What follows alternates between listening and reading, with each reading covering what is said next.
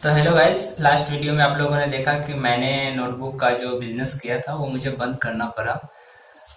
अगर आप लोगों ने नहीं देखा है तो डिस्क्रिप्शन में उसका लिंक है, आप जाकर के पहले वो वीडियो देख लीजिए। इस वीडियो में मैं नोटबुक मैन्युफैक्चरिंग को 100% एक्सप्लेन करने वाला हूँ।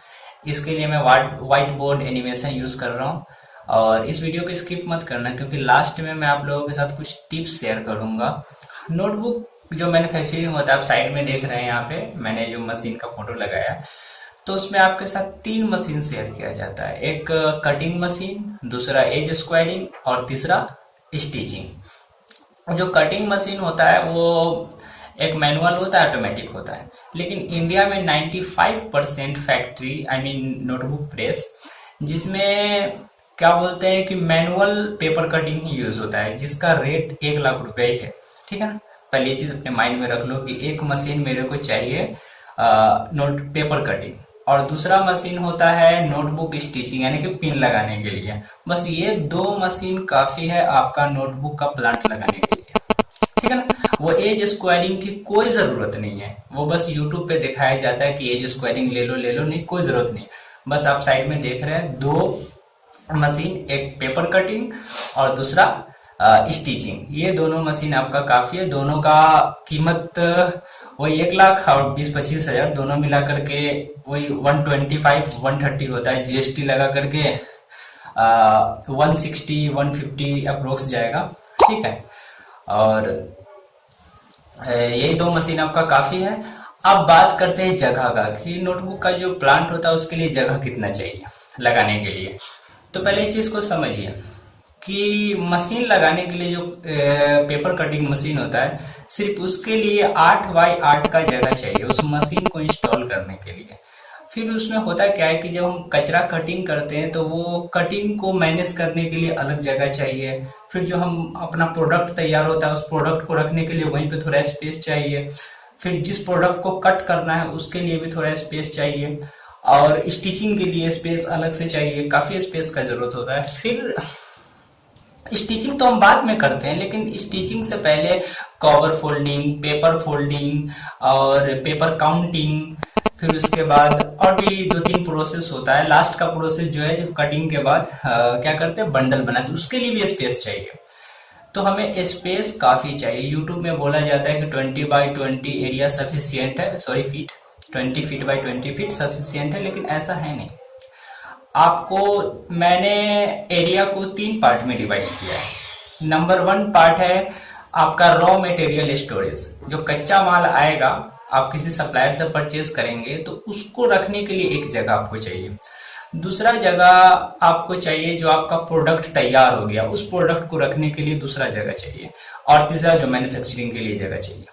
तो ओवरऑल जो मैंने कैलकुलेशन किया है कि 40x40 फीट, यानी कि लगभग 1600-1500 स्क्वायर फीट, यानी 1600 बनता है, लेकिन 1500-1600-1700 स्क्वायर फीट अगर आपके पास एरिया है तो आप क्या कर सकते हैं कि सफिशियंट है नोटबुक मैन्युफैक्चरिंग के लिए। अगर एक ही जगह पे है तो अच्छी बात है, लेकिन ज्यादा दूर अगर दूर हो तो फिर वो भी प्रॉब्लम हो जाएगा। क्योंकि अगर आप सोचते हैं कि चलो मेरे पास एक जगह 500 स्क्वायर फीट है, दूसरी जगह 600 स्क्वायर फीट है और हम कर लेते हैं, तो अगर ऐसा भी है तो चलेगा, लेकिन वो 500 स्क्वायर फीट, 600 स्क्वायर फीट, ये सब भी आपस में नजदीक में ही होना चाहिए।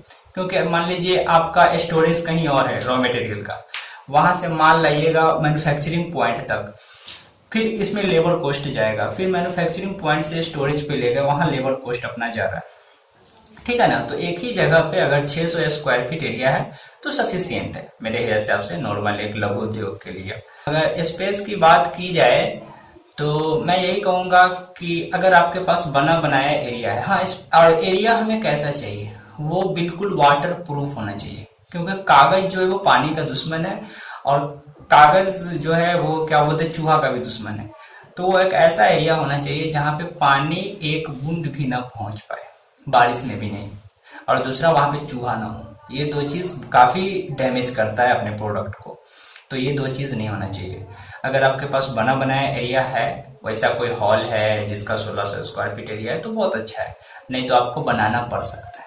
ये डिपेंड करता है कि आपके पास पहले से एग्जिस्टिंग स्पेस है या आप बना रहे हैं। तो इसका कॉस्टिंग मैं आपको बताऊंगा नहीं, मशीनरी का बता दिया 150 lakhs, सॉरी 150 नहीं, हाँ, 1,50,000 रुपये काफ़ी है मशीन के लिए। और क्या बोलते हैं कि आप एरिया अगर आपके पास है भी तो थोड़ा बहुत आपको उसको क्या बोलते हैं मेंटेनेंस वगैरह काम करवाना पड़ सकता है, तो 50-60 हज़ार रुपये एरिया के लिए ले लेते हैं। तो 2 लाख रुपया आपका इंस्टॉलेशन कॉस्ट हो गया। हम्म। अब जो ये इतना अपने को चाहिए मशीन को और बिजनेस को सेटअप करने के लिए 2 से 3 लाख रुपया लग सकता है। इसके बाद ये तो हमारा फिक्स इन्वेस्टमेंट हो गया, फिक्स्ड क्या बोलते हैं कि इन्वेस्टमेंट हो गया, ठीक है। अब दूसरा पॉइंट आता है हमारा वर्किंग कैपिटल, जिसमें हम कच्चे माल को लाते हैं, उसको बनाते हैं, फिर उसको मार्केट में सेल करते हैं। इसके लिए हमें हमारे पास कितना कैपिटल होना चाहिए, तो ये डिपेंड करता है आपके बिजनेस स्ट्रेटजी पे कि आप अगर माल लाते हैं और मार्केट में उधारी धंधा कर रहे हैं, नगद कर रहे हैं। अगर आप उधारी धंधा कर रहे हैं तो फिर क्या है, तब तो 10 लाख भी कम है, क्योंकि मार्केट एक ऐसी चीज है कि अगर आप उधारी देने पे उतर जाओ तो लाखों करोड़ों दे दो, फिर भी मार्केट क्या होता है कि आप पूरी तरह से मार्केट को सेटिस्फाई नहीं कर सकते। लेकिन अगर आप नगद रोकड़ा धंधा करना चाहते हैं तब तो 1,00,000 1,50,000 रुपया रॉ मटेरियल के लिए काफी है, ठीक है।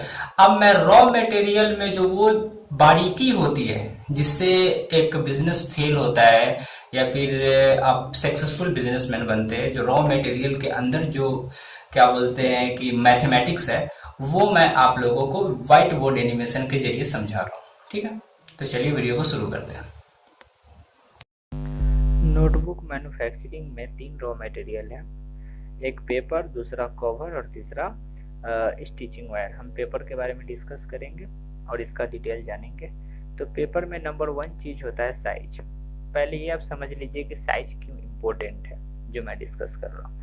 क्योंकि अगर मार्केट में कोई कॉपी 10 रुपया में बिक रहा है, आप भी सेम कॉपी लॉन्च करना चाहते हैं 10 रुपया में, लेकिन अगर आपका कॉपी जरा सा साइज में बड़ा हो गया, ठीक है ना, तो क्या होगा, आपका मैन्युफैक्चरिंग कॉस्ट ज़्यादा आएगा और इससे आपको प्रॉफिट नहीं बल्कि लॉस हो जाएगा, क्योंकि सेम रेट में आप मार्केट में सर्वाइव नहीं कर पाएंगे।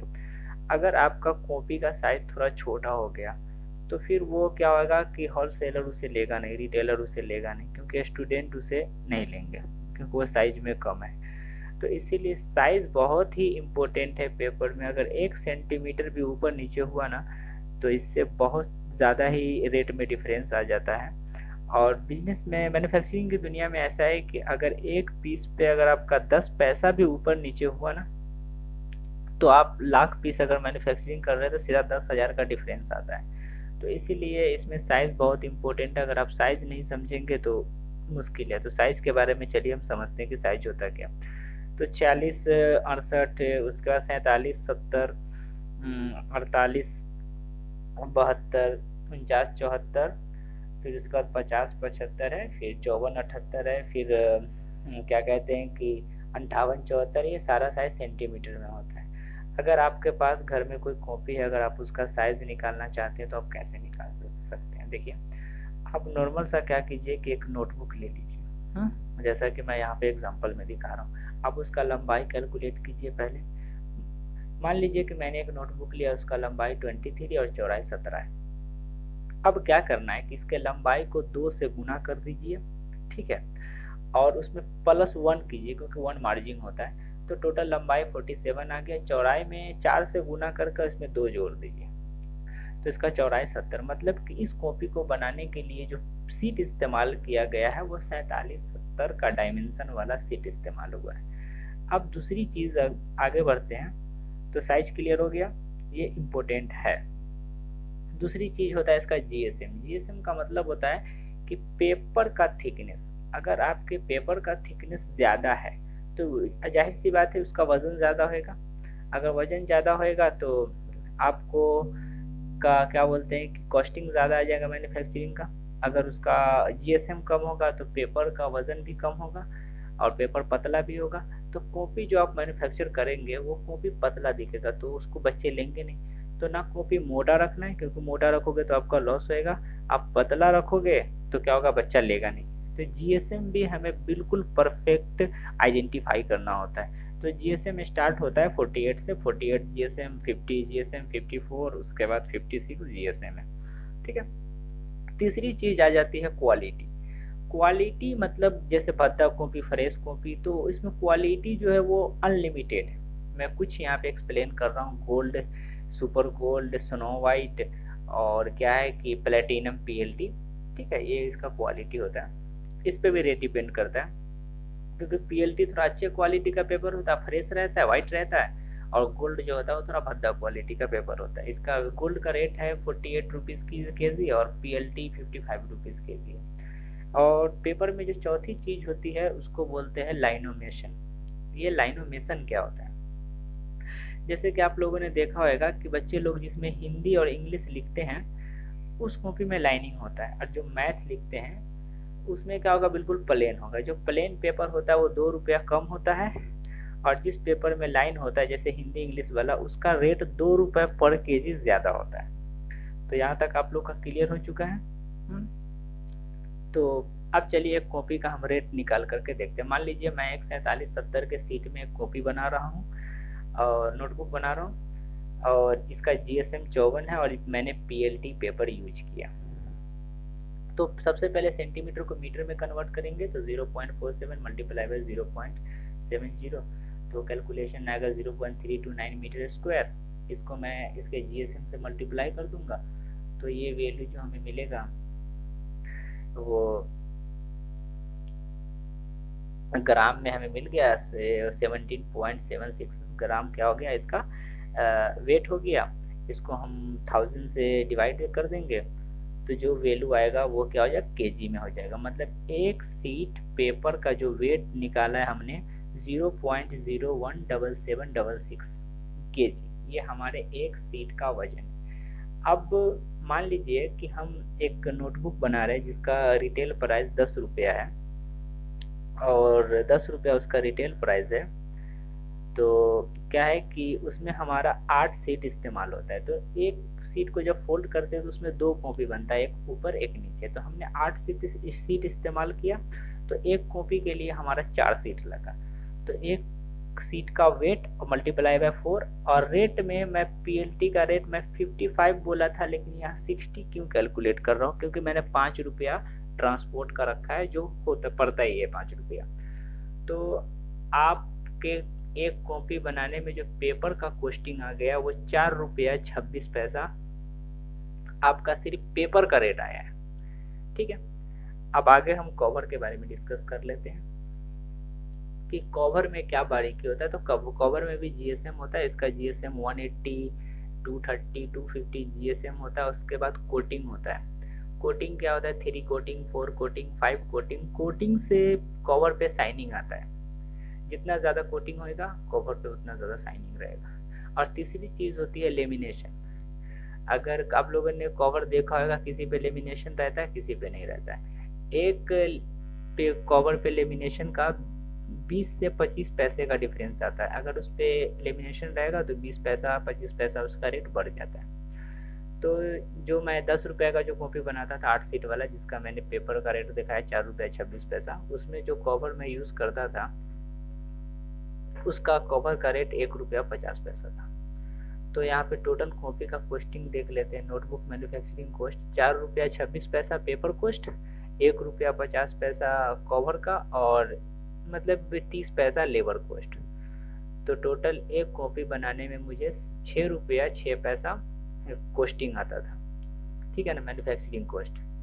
अब हमने आप लोगों ने देखा कि मैंने इलेक्ट्रिसिटी को कैलकुलेट नहीं किया। मशीन मेंटेनेंस यानी कि जैसे कि कभी उसका धार खराब हो गया, उसका ब्लेड का, और कोई पार्ट स्पेयर पार्ट टूट गया, वो सब चेंज करना, ये सब मैंने कैलकुलेट क्यों नहीं किया वो मैं भी बताऊंगा। और एक स्टिचिंग वायर का भी मैं रेट कैलकुलेट नहीं किया। इसका करने की ज़रूरत नहीं है, क्योंकि ये पैसा कहाँ से निकलेगा वो मैं बता रहा हूँ। देखिए, जब आप कॉपी बनाएंगे ना तो उसका कचरा निकलेगा, कटिंग।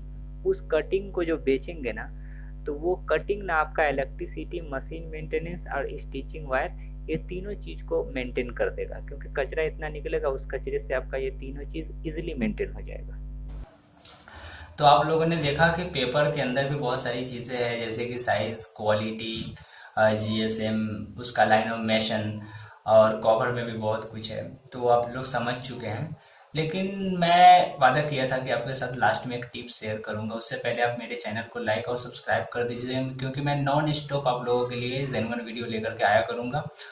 और टिप्स ये है कि अगर आप रियली नोटबुक मैन्युफैक्चरिंग का प्लांट लगाना चाहते हैं तो आपके एरिया में कोई भी नोटबुक का मैन्युफैक्चरिंग का जो प्रेस है, चाहे कोई भी हो, आप उसके पास जाओ, आप उससे जॉब मांगो।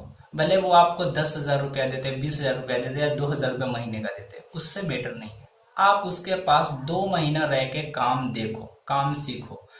क्योंकि आप अगर वहां से काम सीख लोगे ना, वहां आपको सिर्फ काम सीखने को नहीं मिलेगा, बहुत कुछ सीखने को मिलेगा। पेपर का डिटेल नॉलेज आपको हो जाएगा, का डिटेल नॉलेज आपको हो जाएगा, आपके एरिया में कौन सा माल चलेगा ये सब आपके दिमाग में बैठ जाएगा।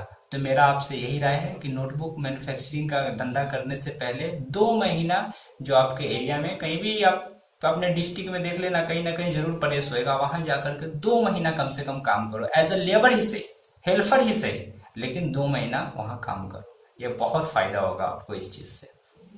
Thank you.